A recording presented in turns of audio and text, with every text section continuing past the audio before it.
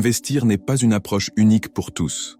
Chaque phase de la vie apporte des priorités et des opportunités différentes, et vos stratégies financières doivent refléter cela.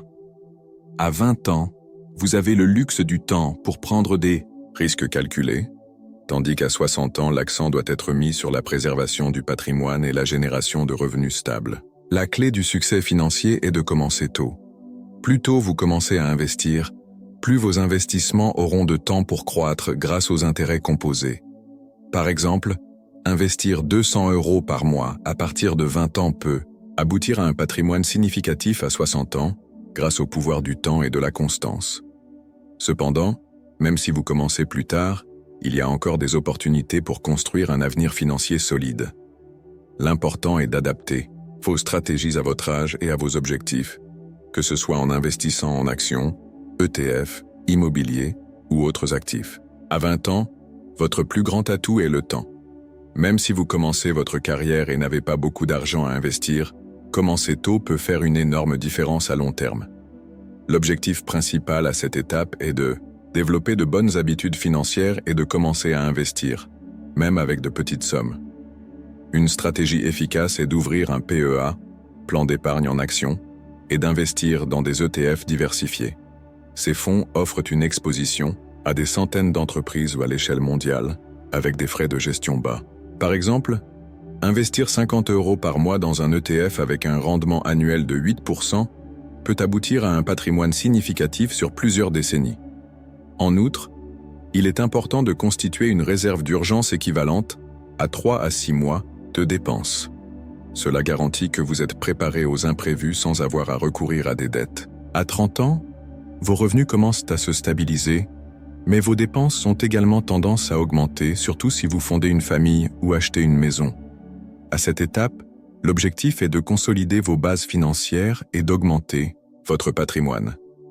Un objectif réaliste est d'avoir un capital équivalent à 1 an de salaire brut. Par exemple, si vous gagnez 2 000 € par mois, vous devriez viser un patrimoine de 24 000 €. Pour y parvenir, augmentez votre taux d'épargne à au moins 15% de vos revenus et diversifiez vos investissements. En plus de continuer à investir en actions et ETF, envisagez d'investir dans l'immobilier, que ce soit en achetant une résidence principale ou en investissant dans des biens locatifs. La diversification est essentielle pour réduire les risques et maximiser les rendements. À 40 ans, vous êtes probablement au sommet de votre carrière avec des revenus plus élevés.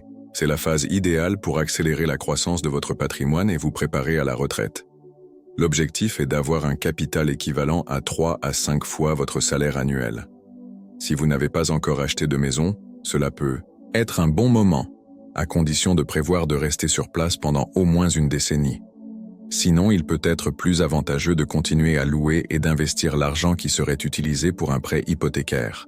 Continuez à investir en actions et ETF, mais envisagez également d'ajouter des actifs plus stables, comme des obligations ou des SCPI, Sociétés civiles de placement immobilier, pour équilibrer votre portefeuille. À 50 ans, l'accent doit être mis sur la réduction des risques et la sécurisation de votre patrimoine pour la retraite. L'objectif est d'avoir un capital équivalent à 6 à 12 fois votre salaire annuel. À cette étape, il est important d'augmenter la proportion d'actifs stables dans votre portefeuille, comme des obligations et des fonds immobiliers. Continuez à investir en actions et ETF, mais avec une approche plus conservatrice. En outre, commencez à calculer vos dépenses annuelles de retraite et ajustez vos investissements pour garantir que vous aurez suffisamment de revenus pour couvrir ces coûts. À 60 ans, l'objectif principal est de transformer votre patrimoine en une source de revenus stable pour la retraite. La règle des 25 fois vos dépenses annuelles est un bon point de départ. Par exemple, si vous avez besoin de 20 000 € par an, vous devriez avoir un capital. Réorganiser votre portefeuille pour réduire l'exposition aux actions et augmenter la proportion d'actifs stables, comme des obligations et des SCPI. Adoptez également une stratégie de retrait flexible, ajustant vos retraits en fonction de la performance du marché.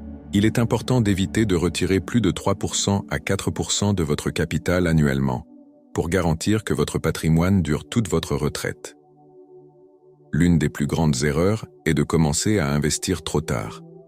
Plus tôt vous commencez, plus vos investissements auront de temps pour croître. Une autre erreur courante est de ne pas diversifier, ce qui peut entraîner des pertes significatives en cas de chute du marché. De plus, beaucoup de gens investissent trop dans leur résidence principale, limitant leur capacité à investir dans d'autres actifs. Il est important d'équilibrer vos investissements et de ne pas mettre tous vos œufs dans le même panier. Enfin, évitez d'augmenter votre niveau de vie à mesure que vos revenus augmentent. Utilisez plutôt une partie de ces gains pour augmenter votre épargne et vos investissements. L'éducation financière est essentielle pour prendre des décisions éclairées et éviter des erreurs coûteuses. Des livres comme L'investisseur intelligent de Benjamin Graham sont d'excellentes ressources pour comprendre les principes de base de l'investissement. En outre, les plateformes en ligne et les cours peuvent fournir des informations précieuses pour tous les niveaux d'expérience.